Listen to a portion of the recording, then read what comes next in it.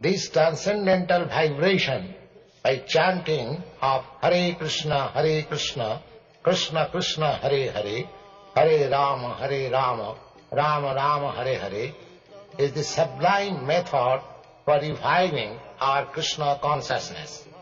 As living spiritual soul, we are all originally Krishna conscious entities, but due to our association with matter from time immemorial, our consciousness is now polluted by material atmosphere. In this polluted concept of life, we are all trying to exploit the resources of material nature, but actually we are becoming more and more entangled in our complexities. This illusion is called Maya, or hard struggle for existence, for winning over the stringent laws of material nature. This illusory struggle against material nature can at once be stopped by revival of our Krishna consciousness.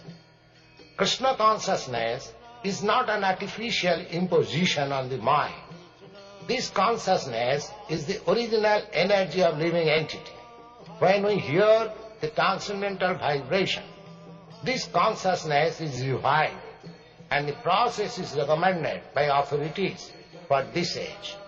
By practical experience also, we can perceive that by chanting this Maha Mantra, or the great chanting for deliverance, one can at once feel transcendental ecstasy from the spiritual status.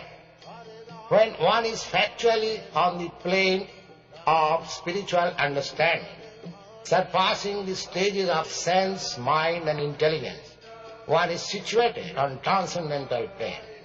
This chanting of Hare Krishna, Krishna Krishna, Hare Hare, Hare Rama, Rama Rama, Hare Hare, is directly enacted from the spiritual platform, surpassing all lower status of consciousness, namely sensual, mental and intellectual. There is no need of understanding the language of the mantra, nor there is any need of mental speculation, nor any intellectual adjustment for chanting this Maha Mantra. It springs automatically from the spiritual platform, and as such, anyone can take part in this transcendental sound vibration without any previous qualification and dance in ecstasy. We have seen it practically. Even a child can take part in the chanting, or even a dog can take part in it. The chanting should be heard from the lips of a pure devotee of the Lord, so that immediate effect can be achieved. As far as possible, chanting from the lips of non-devotee should be avoided, as much as milk touched by the lips of a serpent causes poisonous effect. The word Hara is the form of addressing the energy of the Lord.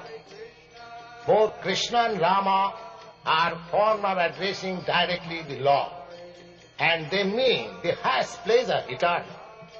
Hara is the supreme pleasure potency of the Lord. This potency, when addressed as Hare, helps us in reaching the supreme Lord.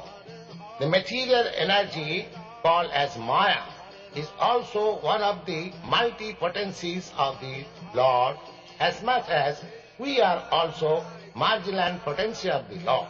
The living entities are described as superior energy than matter. When the superior energy is in contact with the inferior energy, it becomes an incompatible situation. But when the supreme marginal potency is in contact with spiritual potency, Hara, it becomes the happy, normal condition of living entity. The three words, namely Hara, Krishna and Rama, are transcendental seeds of the Mahamantra, and the chanting is spiritual call for the Lord and his internal energy, Hara, for giving protection to the conditioned soul.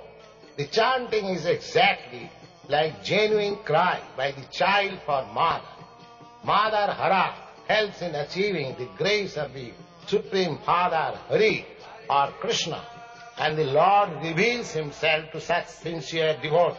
No other means, therefore, of spiritual realization is as effective in this age as chanting the Mahamantra Hare Krishna, Krishna Krishna, Hare Hare, Hare Rama, Rama Rama, Hare Hare.